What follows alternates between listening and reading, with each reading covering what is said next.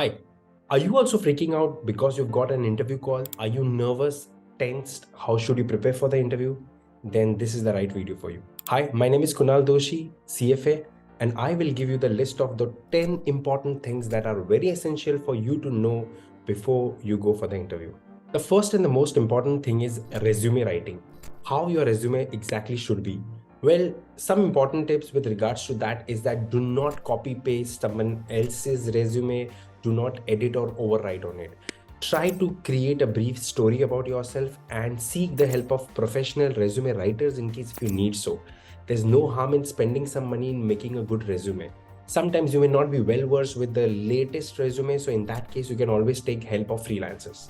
Now, second thing which is very essential is that when you go for the interview, do not consider it as your test. Think of it as you're going for a conversation. Because when you think of it, it's going to be a conversation, then you're more relaxed. Then you just go out and speak what you feel like.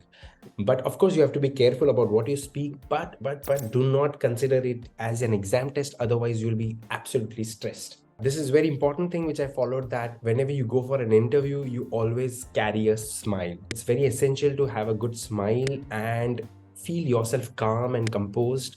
Of course, a fake smile is very easy to catch up by the interviewer, but how you approach the interview, what is your way of looking towards the interview, how you communicate with people, that is very essential. So keep smiling, and when you enter the interview room, make sure that you greet everyone with a good morning or good afternoon, whatever it is, and personally greet everyone if that is possible. That's a very good sign before you enter or start your interview. Now, the interview generally begins with the question that tell me something about yourself, right? Now, that's a very common question, and you will find a lot of YouTube videos about it.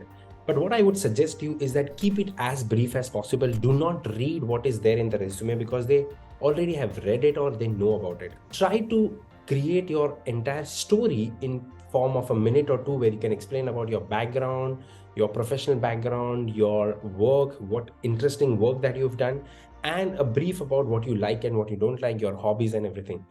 Yes, even your hobbies you can add up. So overall, a brief story about who exactly you are in a nutshell. Here, the interviewer is not trying to understand what you have written because that's already there in the resume. The interviewer is probably trying to understand your communication skills and how you present yourself. Now, how you dress up for the interview. When you go for the interview, definitely having a good suit, well decked suit is very essential. If not, at least have a light shirt or a black shirt, which is very common, and have a good tie. That is the bare minimum that I or anyone would expect you to be in the interview. When you are told to sit in the interview, how you sit, your posture is very important. Your posture should be sounding very positive. Now, what do I mean by that? Some people lean like this, or some people sit over relaxed like this. Well, your posture should be as in you are ready to communicate, easy to take things. Now, that is what your posture should be. Try to use some hand gestures when you communicate. Of course, not pointing out fingers to anyone, but try to use your expressions whenever you communicate. That really makes a good impression. Now, of course, there will be some questions that you may not have an answer to. Okay, maybe technical or non-technical. There's no harm in saying that apologies, but I am unable to answer this. Or you can always take some time, or like the HR says, you can always say that, can I get back to you with some additional details about it after studying over it, because I probably do not have an answer about it. A very positive way of saying things, because you are not expected to know everything in the interview. You are expected to respond in a positive manner, even if you do not have an answer. That is very important. When you go for the interview, you are expected to know technical aspects. For example, if you're going for an interview of an investment banker, or you're going for an interview of research analysis, you cannot always say that, hey, I'm a fresher, I don't know things. What you have worked in your time about the valuation, you can present your own models or your own research, carry some documents if you have. So you can also give them the working that you've been doing, whether you had a job or you did not had a job. They want to see what efforts you're putting to get into this role. Of course, knowing important ratios or important fundamental things are essential, but what you have worked for it is very important. Sometimes I've seen a lot of freshers saying that, hey, I have not had a job, so I didn't do it. No, but what did you do in your free time? Did you do some research on companies or not?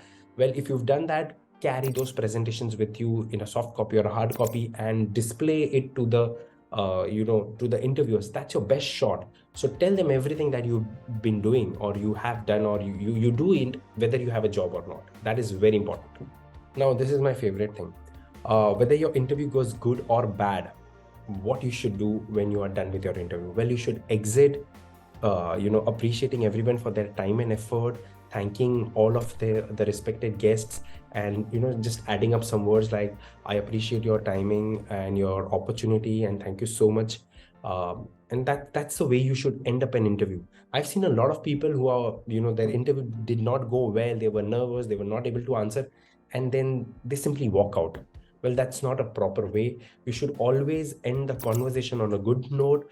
You should probably, if possible, personally meet everyone and thank everyone. And that is how you should exit an interview. And you should always say that it was pleasure meeting all of you all. This is how you should exit the interview. So these are the essential things from my end. If you have any extra things that you think are essential, please write up in the comment box. Thank you so much for the video.